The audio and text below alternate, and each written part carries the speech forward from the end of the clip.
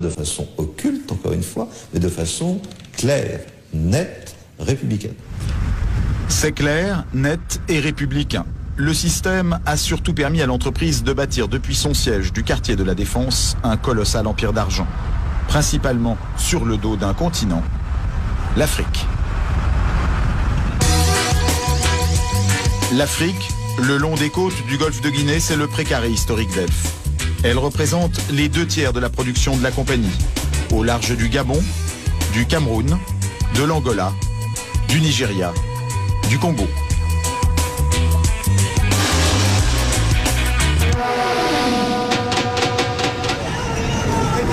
Une des pièces maîtresses d'Elf, c'est le Congo, capitale Brazzaville. Malgré ses 14 millions de tonnes de pétrole produits chaque année, le pays est mal géré depuis 30 ans. Mais Elf a su y gagner énormément d'argent grâce à toutes sortes d'opérations. Ça commence sur les puits de pétrole eux-mêmes. Les installations industrielles sont à 600 km de Brazzaville, près de la ville de Pointe-Noire, au bout d'une des rares routes bien goudronnées du pays. On a suivi les panneaux, il faut prendre à droite. C'est indiqué. Voilà le terminal pétrolier de Djeno. C'est ici que transite le pétrole, extrait par Elf, pour son compte et celui du pays. Les puits sont en mer. Au bout d'un chemin, il n'y a rien à voir, si ce n'est quelques tuyaux qui s'enfoncent dans l'océan, derrière une grille. Problème, à partir de cette grille, fini le Congo, tout est contrôlé par Elf, dans le plus grand secret.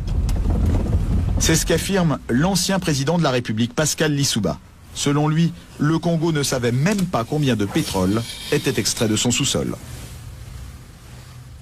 Nous ne savions rien de ce qui se passe et nous n'avons même pas la quantité du pétrole qui sortait de notre pays. Nous ne la connaissions pas. Vous voulez dire que les autorités congolaises ne la connaissaient pas. Ne connaissaient pas la quantité de pétrole extraite de leur sol? Par quel moyen? Pour le savoir, il aurait fallu que les Congolais puissent se rendre ici, sur cette bouée qu'on devine plus qu'on ne la voit. Loin des regards, c'est là que les pétroliers viennent charger le pétrole. Seulement voilà, les navires sont Elf, les employés sont Elf, les chiffres sont donnés par Elf, et les autorités du Congo assurent qu'elles n'ont pas les moyens d'aller vérifier. Gilbert Songuissa a dirigé pendant plusieurs années les services de contrôle pour le ministère des Pétroles. Selon lui, c'était mission impossible, ou presque. Pour aller contrôler, naturellement, il faut faire appel aux moyens des compagnies pétrolières. C'est-à-dire que vous-même, est-ce que vous aviez vos propres bateaux, vos propres hélicoptères pour pouvoir aller sur les plateformes? Non, pas du tout. Vous aviez combien de bateaux? Je vous ai dit pas du tout, donc 0 bateau. Même pas une pirogue.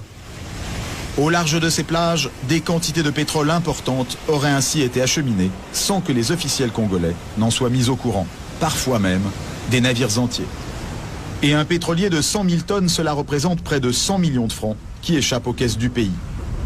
On appelle ça une cargaison fantôme. Interrogé sur la question, Loïc Le Floch-Prigent ne dément pas qu'il y en ait eu. Il y a des cargaisons qui sont produites et qui n'ont jamais été officiellement. Voilà. C'est des choses qui sont arrivées, bien sûr, dans le passé, quand les dispositifs de comptage n'étaient pas aussi précis que maintenant. Alors, on peut estimer qu'aujourd'hui, les dispositifs de comptage sont précis, du moins dans certains pays. Alors si je prends l'exemple quand même concret des pays africains, et notamment dans les années 70, 80, 90, est-ce que les systèmes de comptage étaient précis? Les systèmes de comptage étaient imprécis. Ces manipulations, les cadres congolais du pétrole s'en doutaient, mais impossible alors pour eux de poser trop de questions à Elf. Dans sa maison de Brazzaville, nous avons rencontré Saturnin Okabé. Il a été plusieurs fois en prison pour ses idées politiques et a été écarté de la gestion du pays depuis plusieurs années. Mais dans les années 80, il a été un des grands patrons des pétroles congolais. Selon lui, il n'était pas facile de contester ouvertement l'honnêteté d'Elf et des autres compagnies pétrolières.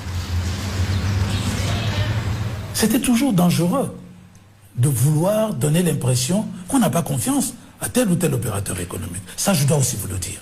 C'était dangereux. Dangereux pour la personne qui était là. Parce que c'est quand même l'affaire pétrolière, et il faut le dire, est quand même une affaire de gros sous. Pour avoir mis son nez dans cette affaire de gros sous, il raconte avoir été tout simplement viré de son poste, un des plus importants du pays, en 1991, du jour au lendemain. C'est quelqu'un qui m'est très confiant, qui m'a dit, écoute, demain matin ne viens pas au bureau. Ah bon? Mais demain matin, je ne suis pas parti au bureau, mes portes étaient fermées, clouées. Mais selon plusieurs responsables congolais, Elf aurait fait plus que cacher des quantités de pétrole.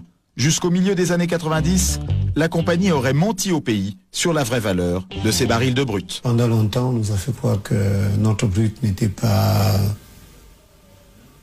d'une bonne qualité. Tous les pétroles produits à travers le monde ne sont pas de la même qualité, donc de la même valeur. Pour le pétrole produit au large du Congo, comme c'est Elf qui le commercialisait sur le marché mondial, ces calculs se faisaient dans les locaux de la compagnie, à Paris. Des calculs très défavorables aux Africains, qui permettaient à Elf d'acheter le pétrole brut moins cher, après ce qu'on appelle une décote. Près des Champs-Élysées, nous avons retrouvé Mugunga Ngila, ministre des Finances congolais en exil. Lorsqu'il est arrivé au pouvoir, en 1993, il a été un des premiers à dénoncer cette décote. Quand nous sommes arrivés, la décote était extrêmement lourde. Elle était Combien? 5 $ à peu près. En tout cas, régulièrement. 5 $ sur quoi? Par baril.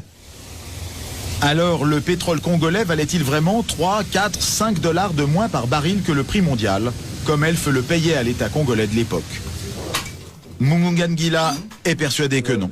Quand les Congolais s'en sont sérieusement préoccupés, Elf a été obligé de remonter ce prix, comme d'un coup de baguette magique. Est-ce qu'à votre connaissance, ça correspondait au prix réel auquel il était vendu in fine sur le marché? Je vous dis que non, puisque nous avons pu ramener la décote de 5 $ à 1,5 $. Ça veut dire que quelque part, il y avait 3,5 $ qui se baladaient. Alors va-t-on nous faire croire que les qualités de ce brut avaient subitement changé? Par quel miracle? Par quel miracle? Nous avons rencontré à Paris Patrick Gantès. Il a été cadre chez Elf pendant 20 ans. Il a été notamment délégué au Congo. Aujourd'hui, il admet que Elf a tiré parti sans complexe de la confiance des Congolais. Là, on a, si vous voulez, à mon avis, utilisé ou, comment dire, un peu la naïveté, je dirais, des dirigeants des pays hôtes et producteurs. Et ce n'est pas tout. Selon nos interlocuteurs à Brazzaville, la compagnie locale Elf Congo, dont voici les bureaux, ne payait pas ou peu d'impôts. Elf Congo affirmait gagner très peu d'argent, à la grande surprise de la plupart des responsables du pays.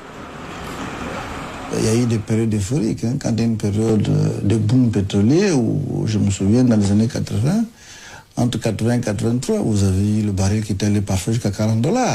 Et le dollar à cette époque coûtait 10 francs. Donc on ne peut pas dire que c'est petit l'argent dans un contexte aussi favorable. Mais en revanche, la société présentait dans son bilan un déficit. Eh oui. Eh oui. Difficile à comprendre, venant d'une filiale qui représente entre 12 et 14% de la production d'Elf dans le monde. Pourtant c'est tout simple.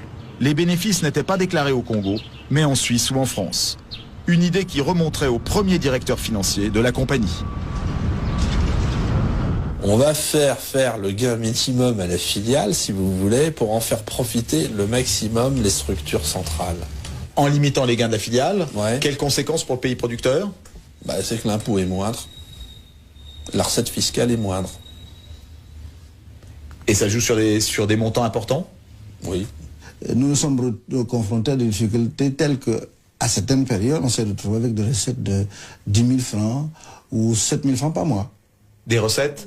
Des recettes pétrolières. 10 000 francs de recettes pétrolières? 10 000 francs français de recettes pétrolières ou 7 000 francs. Au pire, on a eu 7 000 francs français de recettes pétrolières mensuelles. Résultat de 30 ans de mauvaise gestion et d'économie pétrolière, le pays est surendetté.